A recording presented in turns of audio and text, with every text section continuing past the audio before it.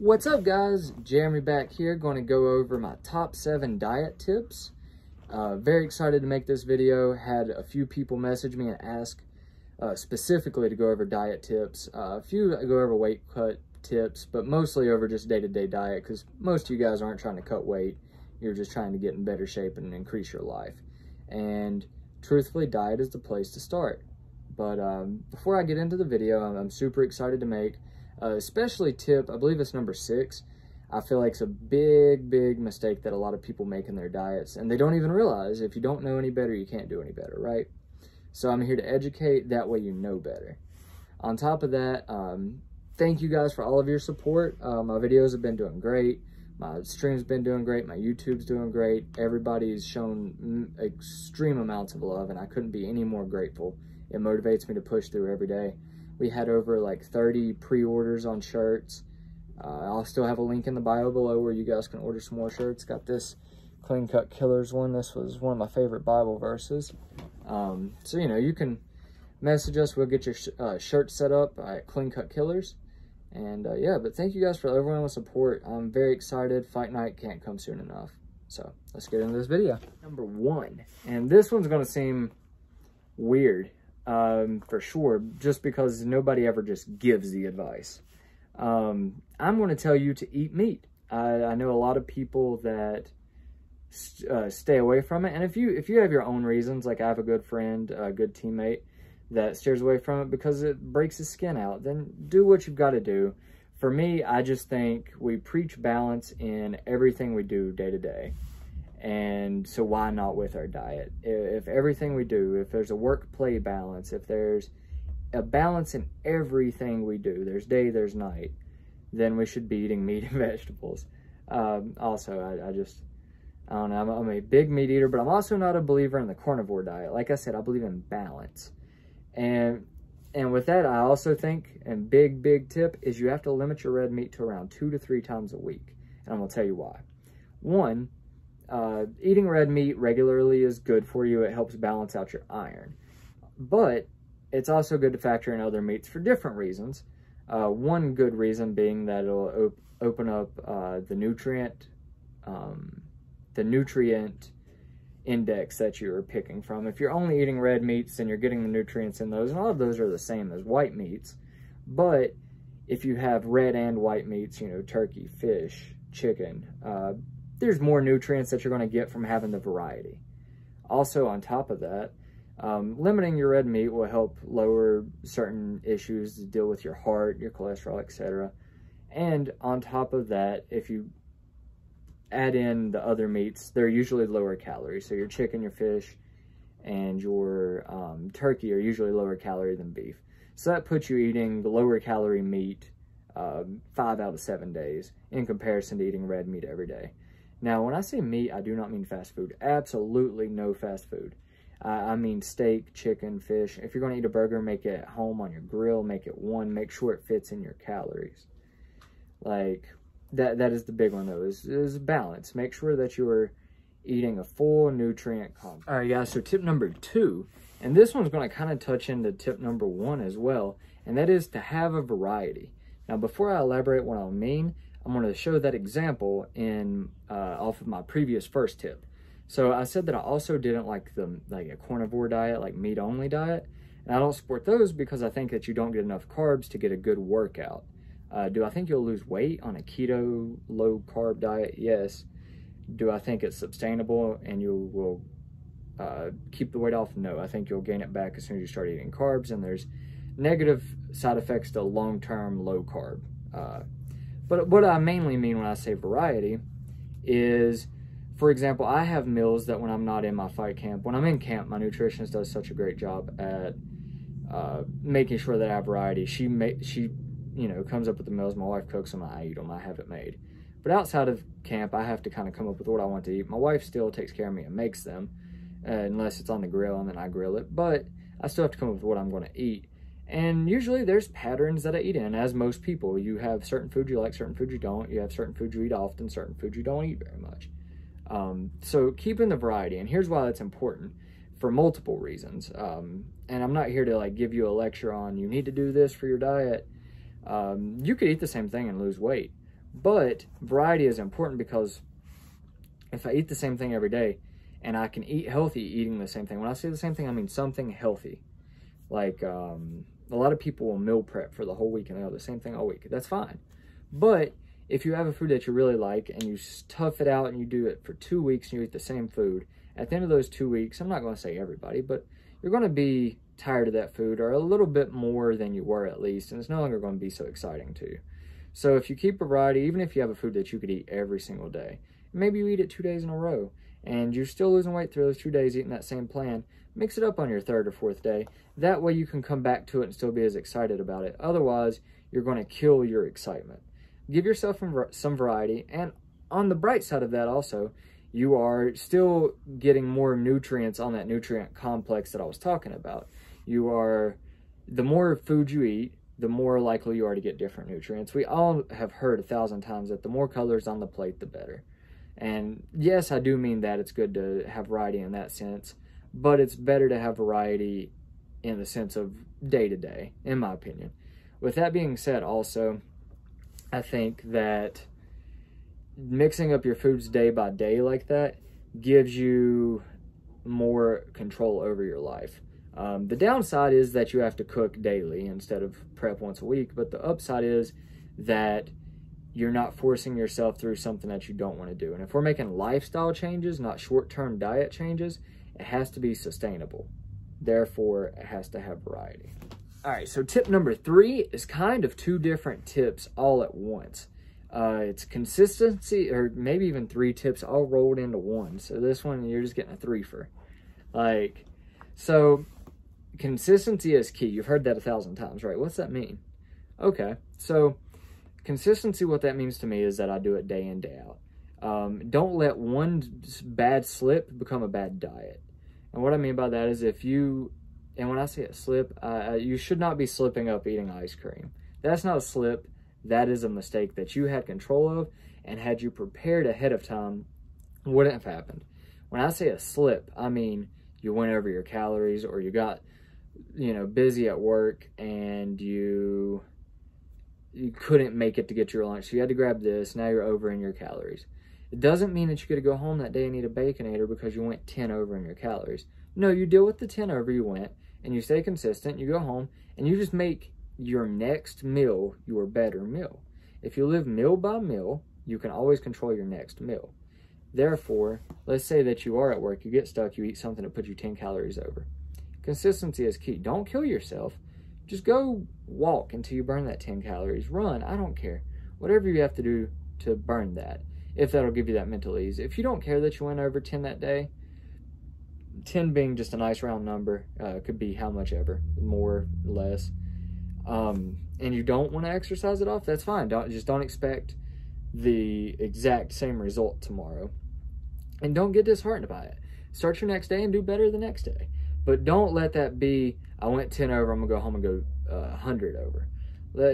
Stay consistent for your next meal and then pick it right back up the next day. I promise you, you'll be way more proud, and you will see how it becomes a lifestyle when you start making those minor adjustments. It's kind of like when you learn to meditate. They never want you to, your mind's going to wander. They never tell you to pull your mind back real hard. They always say lightly bring your mind back to, let's say, the breath.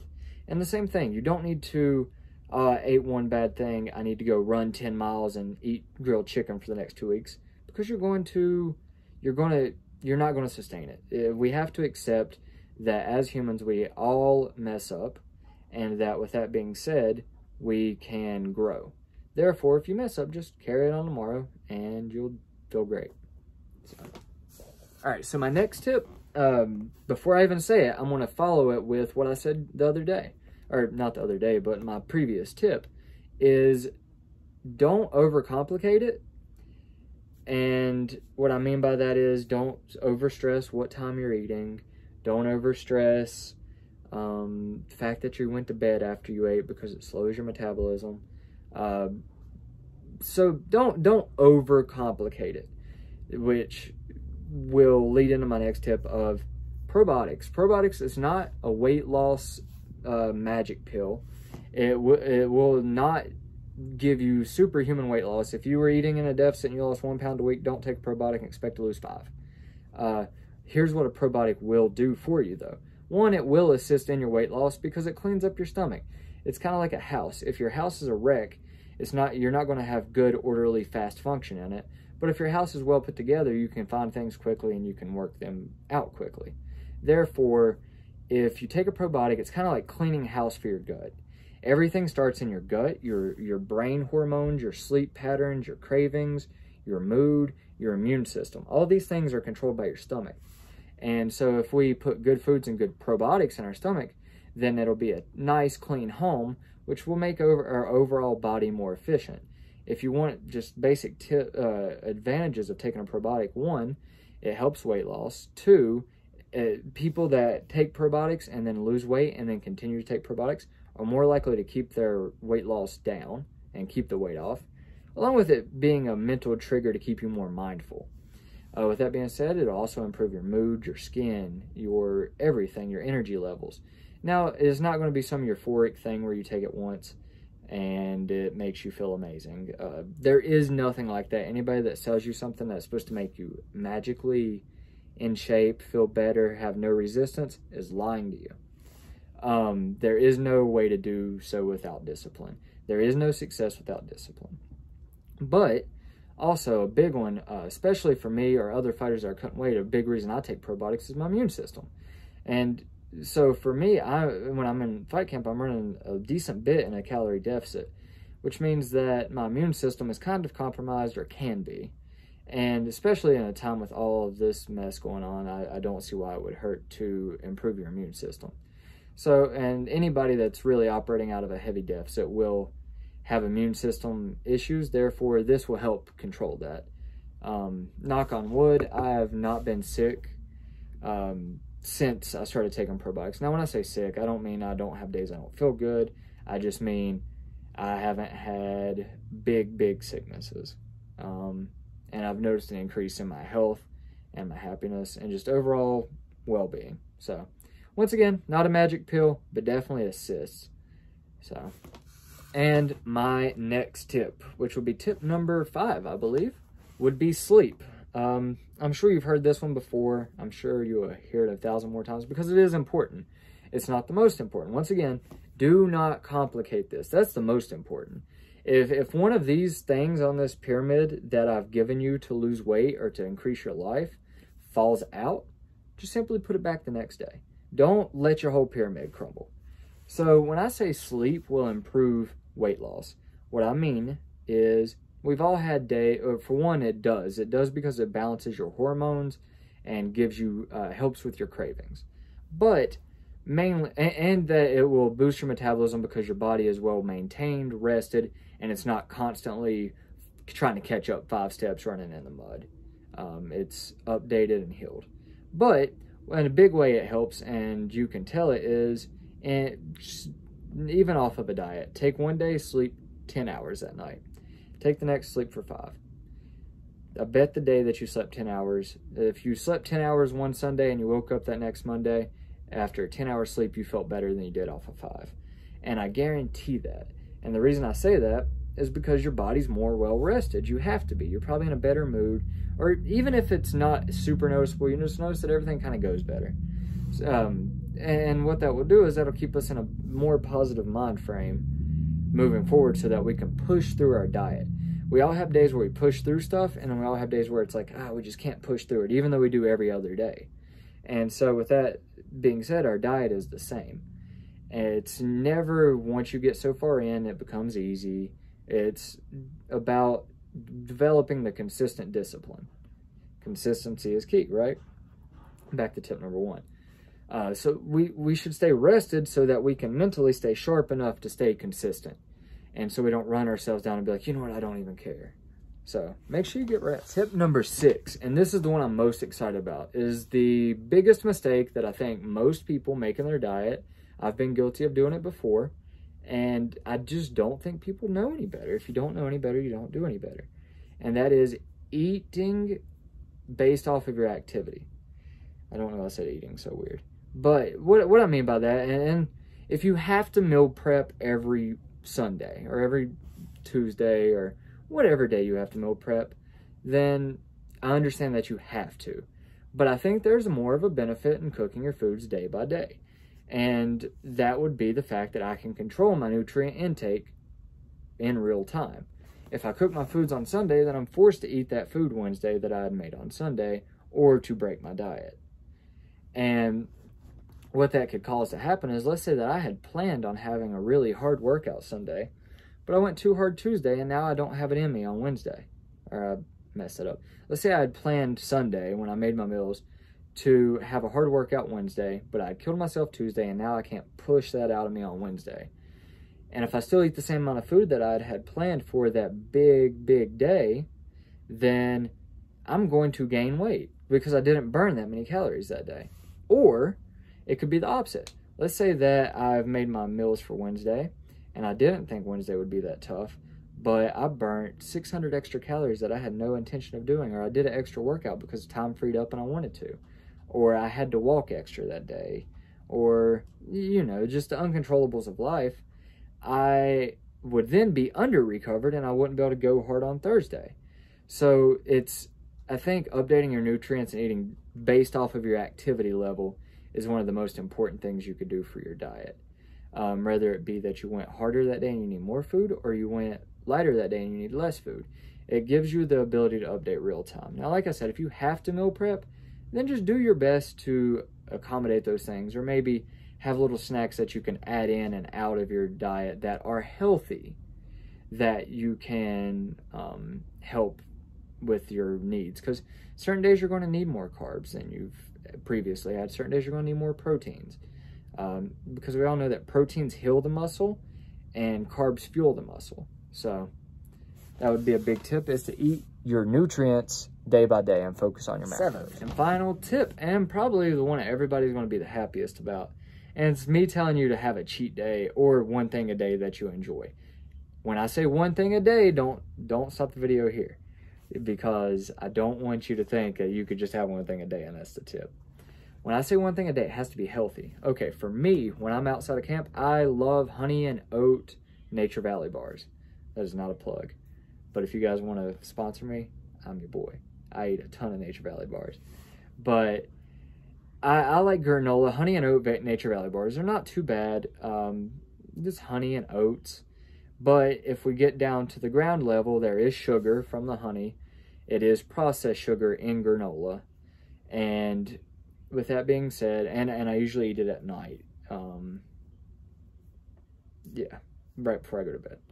So for me, is it a bad food? No, it's a healthy food, because I'm not eating 12 of them. I'm still mindful of my calories in, calories out, but it does have a, you know, processed sugar. It has honey and it has oats in it, which aren't bad things, but they're not great things. When I'm in camp, I get no processed sugars. All my sugar comes from fruit. But I allow myself that Nature Valley bar every day, or if I need it. I don't take it if I don't want it. And I usually make sure that when I'm, you know, like I said, out of camp, because in camp my nutritionist plans everything, and I have no cheat days and no extra meals that's not on a piece of paper. But I usually make my dinner my favorite meal, something that I know I'm going to like. And I don't mean Burger King or Wendy's. I mean something that's healthy. So I like steak. Therefore, I might eat steak for dinner, because I know it's something I'm going to spend the whole day looking forward to. If you have to go home and be excited about your chicken and broccoli, and I mean if you like chicken and broccoli, that's fine, then it's going to be hard to will through the day, because you're like, well, at least when I get home I get chicken and broccoli for the 4th time. It's not exciting. So give yourself something healthy every day that you can look forward to. And you could time it however you have to. I like to keep it at the end of the day, because it gives me something to work through the rest of the day for.